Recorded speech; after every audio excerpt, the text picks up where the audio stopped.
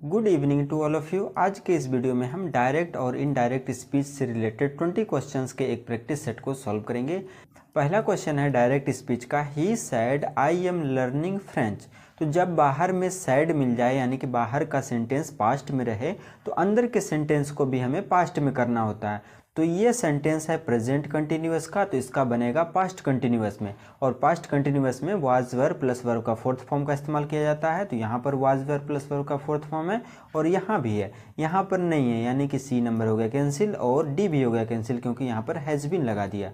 तो अब हमें डिसाइड करना है ए और बी में। तो जब सेंटेंस अंदर का यानी कि रिपोर्टेड स्पीच अफर्मेटिव में या कि फिर नेगेटिव में रहे तब आस्क्ड में वह नहीं बदलता है। आस्क्ड केवल हम इंट्रोगेटिव सेंटेंसेस में लगाते हैं, इस वजह से ये भी हो गया कैंसिल। चूंकि यह अफर्मेटिव है तो सैड ही रह जाएगा, ठीक है। तो ही सैड इन्वर्टेड कॉमा की जगह दैट लग गया। आई फर्स्ट पर्सन है, इस वजह से सब्जेक्ट के अनुसार बदल जाएगा यानी कि ही हो गया। ईजीएमआर वाज वर्ब में बदल गया, बाकी सब सेम रह जाएगा, ठीक है। तो he said that he was learning French, इसका राइट आंसर हो जाएगा। सेकंड क्वेश्चन है डायरेक्ट स्पीच का, he asked do you like coffee. तब यह किस में बदलेगा? तो यह सेंटेंस है इंट्रोगेटिव का, इस वजह से बाहर में आस्क्ड होना चाहिए, तो जो कि चारों ऑप्शंस में है। जब सेंटेंस यस नो टाइप का इंट्रोगेटिव रहता है तो कंजक्शन इफ लगाते हैं, यह भी सही है। अब यह सेंटेंस किस में? यह सेंटेंस है प्रेजेंट इंडेफिनिट का, इसे हम बदलेंगे पास्ट इंडेफिनिट में। तो पास्ट इंडेफिनिट बदलते समय इसे हम पहले असर्टिव में बदलेंगे, तो इसका असर्टिव होगा यू लाइक कॉफ़ी और इसका पास्ट बनेगा आई लाइक्ड कॉफ़ी। इस वजह से ए नंबर इसका राइट आंसर हो जाएगा। क्यों? क्योंकि ई बदलता है ऑब्जेक्ट के अनुसार। यहाँ पर ऑब्जेक्ट कुछ लिखा ही नहीं है लेकिन हम इसे मी मानकर चलेंगे और मी के अनुसार यहाँ पर हो जाएगा आई। और हमें पास्ट इंडेफिनिट बदलना है और पास्ट इंडेफिनिट में वर्ब का सेकंड फॉर्म का इस्तेमाल होता है, इस वजह से ए नंबर इसका राइट आंसर हो जाएगा। चलिए थर्ड क्वेश्चन की ओर बढ़ते हैं। थर्ड क्वेश्चन है, they said we will go to the park. जब भी सेंटेंस में विल या शैल मिले और बाहर पास्ट में रहे तो विल या शैल वुड या शुड में बदलता है। तो विल का वुड हो जाएगा जो कि ऑप्शन ए में है। बी में यहाँ पर वुड लगाया नहीं गया, इस वजह से हो गया कैंसिल। यहाँ भी नहीं लगाया गया, इस वजह से ये भी हो गया कैंसिल। अब हमें डिसाइड करना है ए और बी में। तो यह सेंटेंस अफर्मेटिव में है और अफर्मेटिव में आस्क्ड का उपयोग नहीं किया जाता है, तो दोनों में नहीं किया गया है। और आपको याद रखना है कि इफ़ का उपयोग केवल इंट्रोगेटिव सेंटेंस की यस नो टाइप में किया जाता है। चूंकि यह तो यस नो टाइप का सेंटेंस नहीं है, इस वजह से ये भी हो गया कैंसिल, यानी कि ए नंबर इसका राइट आंसर हो जाएगा। तो दे सैड, बी बदल गया दे के अनुसार यानी कि दे हो गया, विल बदल गया वुड में या गो टू द पार्क, ठीक है। ए नंबर इसका राइट आंसर हो जाएगा। फोर्थ क्वेश्चन है, he said I can help you. चूंकि यह पास्ट में है इस वजह से इसे भी हमें पास्ट में करना होगा। तो कैन का पास्ट होता है कुड, तो यहाँ पर कुड है और यहाँ पर कुड है, यानी कि हमें डिसाइड करना है बी और सी में। तो इसका राइट आंसर कौन सा होगा? तो यहाँ तक तो सब सेम है, कुड। यहाँ पर हेल्प है और यहाँ पर हेल्प्ड लिख दिया। चूँकि कुड भी एक मॉडल वर्ब है, मॉडल वर्ब हमेशा वर्ब का फर्स्ट फॉर्म लेता है, यहाँ पर थर्ड फॉर्म लगा दिया, इस वजह से ये भी हो गया कैंसिल, यानी कि इसका बी नंबर इसका राइट आंसर हो जाएगा। चलिए अगले क्वेश्चन की ओर बढ़ते हैं। John sad I have finished my homework. चूँकि यह सेंटेंस प्रेजेंट परफेक्ट में है तो इसका इनडायरेक्ट स्पीच होगा पास्ट परफेक्ट में, ठीक है। क्योंकि यहाँ पर बाहर में सैड लिखा हुआ है यानी कि बाहर भी पास्ट में है तो अंदर भी हमें पास्ट में करना होगा। तो हैज हैव का पास्ट होता है हैड, यहाँ पर हैड है और यहाँ पर हैड है। अब हमें डिसाइड करना है बी और डी में, क्योंकि ए और सी तो हो गया कैंसिल। तो हैड हमेशा वर्ब का थर्ड फॉर्म लेता है, यहाँ भी थर्ड फॉर्म है, यहाँ पर वर्ब का फोर्थ फॉर्म लगा दिया, इस वजह से ये भी हो गया कैंसिल, यानी कि बी नंबर इसका राइट आंसर हो जाएगा। क्योंकि प्रेजेंट परफेक्ट है तो पास्ट परफेक्ट में बदलेगा और पास्ट परफेक्ट में हमेशा वर्ब का थर्ड फॉर्म का इस्तेमाल किया जाता है। जॉन सैड दैट, आई बदल गया जॉन के अनुसार, चूंकि जॉन एक लड़का है इस वजह से उसका प्रोनाउन हो गया ही। हैज हैव हैड में बदल गया वर्ब का थर्ड फॉर्म, और माई सब्जेक्ट के अनुसार ही बदलेगा, तो माई जॉन के अनुसार, यानी कि जॉन का पोसेसिव एडजेक्टिव होता है हिज, यानी कि हिज यहाँ पर लिख देंगे। उसके बाद हम होमवर्क लिख देंगे। 6 नंबर क्वेश्चन है, she asked where are you going. यह सेंटेंस इंट्रोगेटिव का है, इस वजह से आस्क्ड में बदल जाएगा, तो यहाँ तक तो ठीक है और वेयर भी ठीक है। अब इसे असर्टिव में बदलिए, आर यू गोइंग का असर्टिव होगा यू आर गोइंग। तो जब हम यू आर गोइंग लिख रहे हैं, चूंकि यह पास्ट में है तो इसे भी पास्ट में करना पड़ेगा। यू बदलेगा ऑब्जेक्ट के अनुसार, यहाँ ऑब्जेक्ट कुछ है ही नहीं यानी कि मी मानकर चलेंगे, तो आई होना चाहिए, तो आई शुरू में ही होना चाहिए, तो ठीक है। आई के साथ वाज लगता है, ये भी ठीक है। आई वाज गोइंग इसका राइट आंसर हो जाएगा। क्यों? क्योंकि यह प्रेजेंट कंटिन्यूअस में है तो इसका पास्ट कंटिन्यूअस बदलेगा। तो पास्ट कंटिन्यूअस ये भी है और ये भी है, ये तो पास्ट कंटिन्यूअस नहीं है, ये भी नहीं है। यहाँ पर आपको याद रखना है कि यहाँ पर क्वेश्चन वर्ड के बाद हेल्पिंग वर्ब नहीं आता है। क्यों? क्योंकि इसे हम असर्टिव में बदलते हैं। तो आर यू गोइंग का असर्टिव होता है यू आर गोइंग। अब इसके अनुसार हमें बदलना है, तो यू सब्जेक्ट आगे है, इस वजह से हमें सब्जेक्ट ही आगे लिखना पड़ेगा। ठीक है, तो इस वजह से सी नंबर ही इसका राइट आंसर होगा। चलिए अगले क्वेश्चन की ओर बढ़ते हैं। They said we must leave now. तो यहाँ पर मस्ट है, एक मॉडल वर्ब है और यह किसी में भी चेंज नहीं होता है, मस्ट का मस्ट ही रहता है, यानी कि इसका सी नंबर इसका राइट आंसर हो जाएगा। They said that, inverted coma की जगह दैट लग गया, और वहाँ पर वी है, वी बदलेगा सब्जेक्ट के अनुसार, यानी कि दे हो गया, मस्ट को मस्ट लिख दिए, लीव नाउ बदल जाता है देन में। ठीक है, जब डायरेक्ट से इनडायरेक्ट करते हैं तो नाउ को किस में बदलना है, देन में बदलना है। सी नंबर इसका राइट आंसर है। 8 नंबर क्वेश्चन है he said I will call you tomorrow. तो यहाँ पर विल या सेल है और बाहर पास्ट में है, तो विल या सेल वुड या शुड में बदलता है। तो विल का वुड होना चाहिए, जो कि ऑप्शन बी में है और ऑप्शन डी में है, यानी कि ए और सी हो गया कैंसिल। तो बी और डी में देखा जाए तो यहाँ तक तो सब सेम है, यहाँ पर लास्ट में बस चेंज किया गया है द नेक्स्ट डे और टुमारो।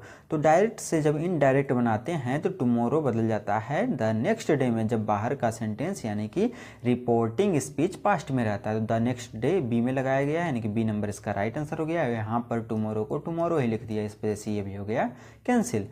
9 नंबर क्वेश्चन है मेरी said I saw him yesterday.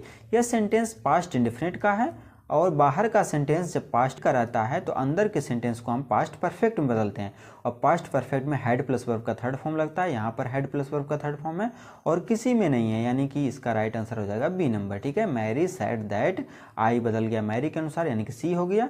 इसको पास्ट परफेक्ट में बदलेंगे, यानी कि हैड सीन हो गया, हिम को हिम ही लिख देंगे क्योंकि थर्ड पर्सन है, नो चेंज, और यस्टरडे बदल जाता है द डे बिफोर में। ठीक है, यानी कि बी नंबर इसका राइट आंसर हो जाएगा, या कि फिर यस्टरडे को हम द प्रीवियस डे में भी बदल सकते हैं। 10 नंबर क्वेश्चन है she said I am going to the market. यह सेंटेंस प्रेजेंट कंटिन्यूअस में है, तो इसे हम बदलेंगे पास्ट कंटिन्यूअस में। ठीक है, जब बाहर का सेंटेंस पास्ट में रहे तो प्रेजेंट कंटिन्यूअस बदल जाता है पास्ट कंटिन्यूअस में। तो इज एम आर गोइंग है तो वाज वर प्लस गोइंग होना चाहिए, तो यहाँ पर है वाज या वर प्लस गोइंग, यहाँ पर इज ही लगा दिया, ये हो गया कैंसिल। यहाँ पर V2 लगा दिया, ये भी हो गया कैंसिल। यहाँ पर वाज वर प्लस गोन लिख दिया, यानी कि ये भी हो गया कैंसिल, क्योंकि पास्ट कंटिन्यूअस टेंस में वाज वर्ब प्लस वर्ब का फोर्थ फॉर्म लगता है, यहाँ पर थर्ड फॉर्म लगा दिया, यानी कि ए नंबर इसका राइट आंसर हो जाएगा। सी सेड दैट, आई बदल गया सी के अनुसार, यानी कि सी हो गया, वाज गोइंग हो गया past continuous to the market. 11 number question है he said I have been working all day. तो यहाँ पर सेंटेंस किस में है, तो यह सेंटेंस जो है प्रेजेंट परफेक्ट में है, तो इसे हम बदलेंगे पास्ट परफेक्ट में। तो पास्ट परफेक्ट होगा हैड बीन, जो कि कहाँ है, ऑप्शन नंबर ए में है और ऑप्शन नंबर सी में है, यानी कि बी और डी हो गया कैंसिल। तो अब कौन सा राइट आंसर होगा, क्योंकि यह सेंटेंस अफर्मेटिव है, तो अफर्मेटिव में इन्वर्टेड कॉमा की जगह दैट लगता है, तो यहाँ पर दैट लगा है, लेकिन यहाँ पर इफ लगा दिया। इफ का उपयोग हम यस नो टाइप में करते हैं, इस वजह से ये भी हो गया कैंसिल, यानी कि ए नंबर इसका राइट आंसर हो जाएगा। 12 नंबर क्वेश्चन है they asked what time does the train arrive. तो यह सेंटेंस किस में है, तो यह सेंटेंस प्रेजेंट इंडेफिनिट में है, तो इसे हम बदलेंगे पास्ट इंडेफिनिट में। तो यहाँ पर डज ही लगा दिया, ये तो प्रेजेंट में ही हो गया, ये कैंसिल हो गया। डिड V2 लगाया गया है, यानी कि ये आंसर हो सकता है।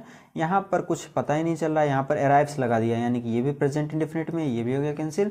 यहाँ पर अराइव्ड, ये भी V2 है, यानी कि ये भी हो सकता है। अब हमें डिसाइड करना है बी और डी में, तो कैसे डिसाइड होगा, दे आस्क्ड व्हाट टाइम, यहाँ तक तो ठीक है। डज द ट्रेन अराइव, तो यहाँ पर इसे हम असर्टिव में यदि बदलें तो हो जाएगा द ट्रेन अराइव्स।